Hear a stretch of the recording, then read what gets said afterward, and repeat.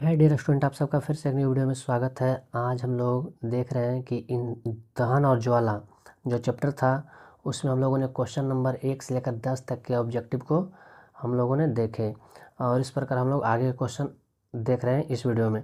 तो आप बताइए कि जो क्वेश्चन है 11वां नंबर करा, ईंधन के ऊष्मीय मान का मात्रक कौन है।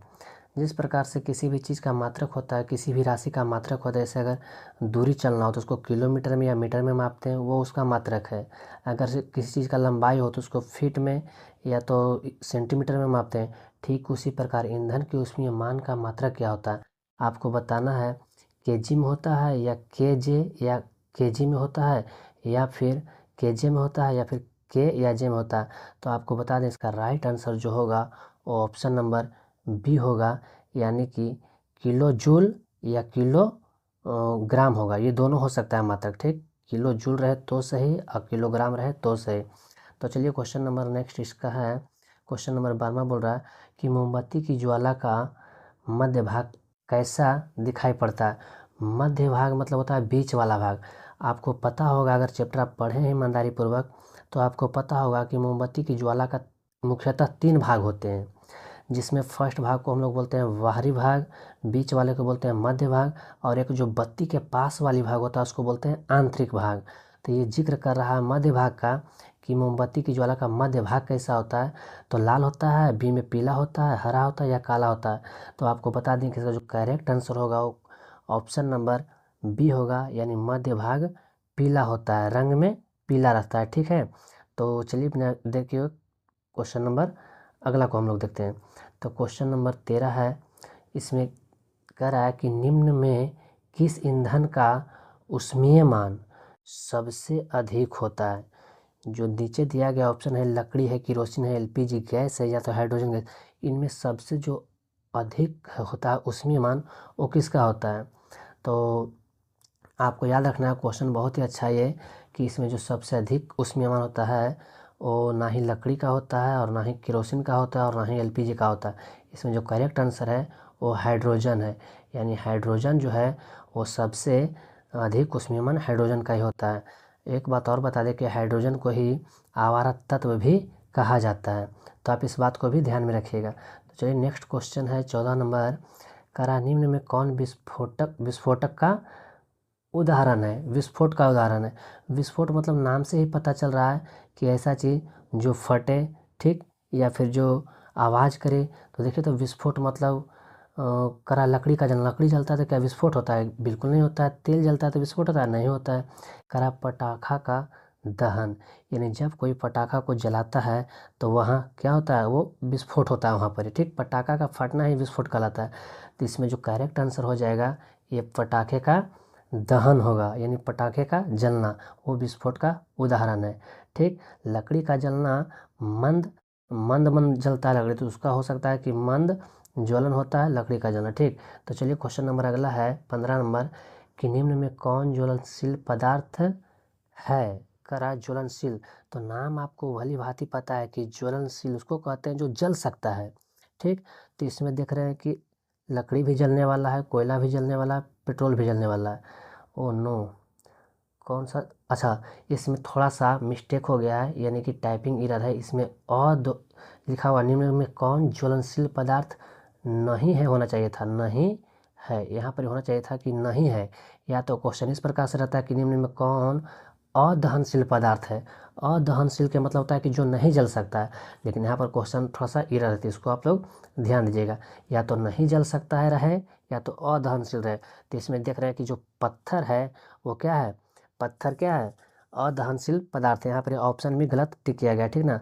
यहाँ पर लिखा गया है कि ज्वलनशील पदार्थ है, तो इसमें लकड़ी भी जलने वाला है, कोयला भी जलने वाला है, पेट्रोल भी जलने वाला है, लेकिन जो पत्थर है ना वो क्या है, अदहनशील पदार्थ है। इसका करेक्ट आंसर हो जाए इस क्वेश्चन के अनुसार ही थोड़ा सा यहाँ पर ही मिस्टेक है, ठीक है। यहाँ पर आना चाहिए अदहनशील, तो आप इसको ध्यान दीजिएगा। अब करा क्वेश्चन नंबर आगे कि ज्वाला के कितने क्षेत्र होते हैं। पिछले क्वेश्चन में आपको बताए थे कि मोमबत्ती वाला क्वेश्चन में कि मोमबत्ती की ज्वाला के 3 क्षेत्र होते हैं मुख्यतः। तो ज्वाला किसी भी चीज़ का हो सकता है, या मोमबत्ती हो या लैंप हो, ललटेन हो या कोई और भी चीज़ हो, ठीक। तो उसका जो मुख्यतः होता है वो कितने क्षेत्र होते हैं? 3 क्षेत्र होते हैं, ठीक। 3 यानी कि पहला क्षेत्र को हम लोग बोलते हैं बाहरी क्षेत्र, एक मध्य क्षेत्र, एक होता है आंतरिक क्षेत्र।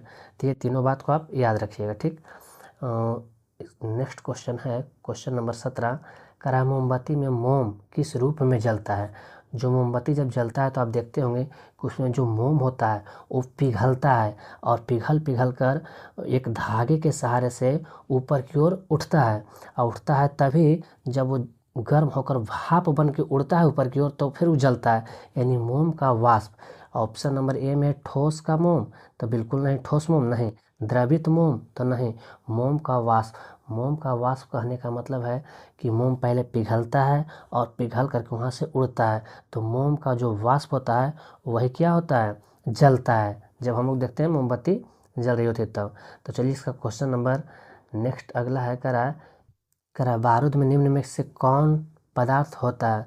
बारूद का मतलब ही होता है वही जो मतलब विस्फोटक पदार्थ हो, ठीक ना।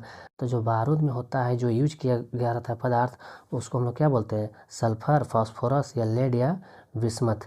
तो आपको इस बात को भी ध्यान में रखना है कि इसका जो करेक्ट आंसर होगा, जो बारूद में यूज होता है उसको हम लोग बोलते हैं सल्फर यूज होता है, यानी सल्फर उसमें डाला जाता है, ठीक। सल्फर की मात्रा होता है, तो आप इसको भी ध्यान में रखिएगा। क्वेश्चन नंबर नेक्स्ट है। कह रहा है कि निम्नांकित में कौन सा दहनशील पदार्थ है? ठीक है, दहनशील उसको बोलते हैं जो जल सकता है, ऐसी का उल्टा होता है अदहनशील, जो नहीं जल सकता है। तो इसमें आप लोग देखिए खुद ही। कह रहा है कांच जलने वाला है, बिल्कुल नहीं जलेगा। लोहे का कील जलेगा, बिल्कुल नहीं जलेगा। कह रहा है सीमेंट भी बिल्कुल नहीं। लेकिन जो ऑप्शन नंबर आप लोग डी देख रहे हैं, ये किरोसिन की मिट्टी का तेल भी कहते हैं, तो ये बिल्कुल जलता है। तो इसका करेक्ट आंसर हो जाएगा ऑप्शन नंबर डी, यानी किरोसिन। ये जलता है। कोई कहेगा लोहे का कील भी जलता है, वो पिघल सकता है बहुत अधिक, लेकिन आप डायरेक्टली जलाने की कोशिश कीजिएगा तो नहीं जलेगा, ठीक है। तो चलिए इसका नेक्स्ट क्वेश्चन है, क्वेश्चन नंबर लास्ट भी होगा ये 20वां। कह रहा है कि निम्न में कौन दहक का पोषक है? जब चैप्टर आप लोग पढ़े होंगे तो शुरुआत में ही पढ़ाया गया होगा आप लोगों को कि कोई भी चीज़ जब जलता है ना, तो जलने के लिए क्या होता है कि 3 चीज़ों की आवश्यकता होती है। एक तो दाह्य पदार्थ का होना जरूरी होता है, कि मतलब जो जलेगा उसका होना जरूरी है। दूसरा कि उस चीज़ जो जल रहा है उसको ज्वलन ताप तक पहुंचने का उपाय, मतलब कौन सी चीज़ से उसको गर्म करके उस ताप तक पहुंचा दें कि ताकि वो पदार्थ आग पकड़ ले। और तीसरा होता है हवा का ज़रूरत। तो हवा में भी जो होता है ना, मुख्य रूप से ऑक्सीजन की। ऑक्सीजन एक ऐसा मतलब पोषक, कोई भी चीज़ जलता है तो साथ में ऑक्सीजन जलता तो नहीं है, लेकिन उस चीज़ को जलने में मदद करता है। आप मदद करता है, वही कहलाता है क्या? दहक का पोषक। यानी बिना ऑक्सीजन को हम लोग आग नहीं जला सकते। तो इसका जो करेक्ट आंसर हो जाएगा, ये हो जाएगा ऑक्सीजन, ठीक है। ऑक्सीजन गैस है और इसका रासायनिक सूत्र जो होता है वो क्या होता है? आपको पता होगा, क्या होता है? O2 होता है। तो आप इसको भी ध्यान में रखिएगा। तो जलने के लिए जो पोषक, दहक का पोषक का जो काम करता है वो क्या करता है? ऑक्सीजन ही काम करता है, ठीक है। बाकी जलता तो नहीं, लेकिन जलने में मदद करता है। तो फिलहाल इतना ही, बाकी मिलेंगे फिर किसी नेक्स्ट वीडियो में किसी और चैप्टर का VVI ऑब्जेक्टिव के साथ। तो आप अपना राय दीजिएगा कमेंट बॉक्स में कि कैसा लगा यह वीडियो। इस प्रकार के वीडियो अगर आप आगे भी चाहते हैं तो कमेंट बॉक्स में कमेंट कर सकते हैं।